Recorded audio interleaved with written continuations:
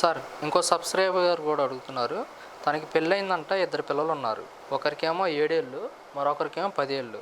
అయితే వాళ్ళ భార్య ఒక పక్కింటి అబ్బాయితో గత 2 ఏళ్ళుగా అక్రమ సంబంధం పెట్టుకుందంట. అయితే తను ఇది ఇది నాకు ఈ మధ్యనే తెలిసింది, మందలించాడంట. అయితే మళ్ళీ నేను వెళతాను అని చెప్పేసి కూడా అంటుందంట. మీరేమంటారు? ఆమెకి ఖచ్చితంగా నైతిక విలువలు ఇప్పుడు ఏదైతే ఒక బాధ్యత, పిల్లల పట్ల బాధ్యత, భర్త పట్ల బాధ్యత, ఇవన్నీ కూడా ఆమెకి లేనట్టు. ఏదైనా ఇతను కూడా ఇద్దరు కలిసి కూడా ఫ్యామిలీ కౌన్సిలింగ్ అనేది చాలా మంచిది.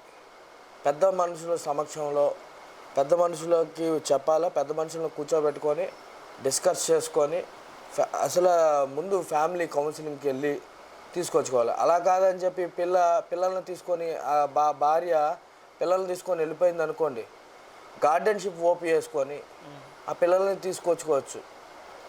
ఓకే, ఆ పిల్లల్ని తీసుకొచ్చుకోవచ్చు. లేదంటే మనం పోలీస్ స్టేషన్లో కంప్లైంట్ ఇవ్వచ్చు. అయితే అతను గట్టిగా అడిగితే నాకు నువ్వు వద్దు, అతనితో నేను ఉంటాను అంటుందంట. నాకైతే తను కావాలి, నేను అతని ఎలా దారిలోకి తెచ్చుకోవాలి అంటున్నాడు. నీకు తను కావాలన్నప్పుడు ఫ్యామిలీ కౌన్సిలింగే మెయిన్.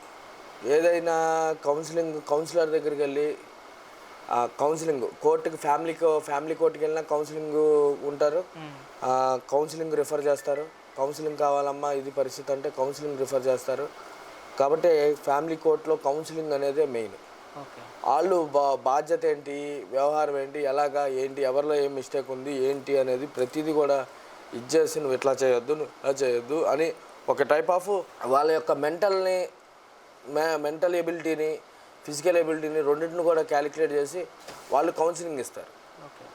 నీకు పిల్లలు ఉన్నారు, నీకు ఇలా చేయకూడదు అలా చేయకూడదు అని చెప్పి ఒక కౌన్సిలింగ్ ఇస్తారు. అది దానివల్ల అతను ఆ భార్యని మళ్ళీ వెనక్కి తీసుకొచ్చుకునే అవకాశం ఉంటుంది. ఓకే.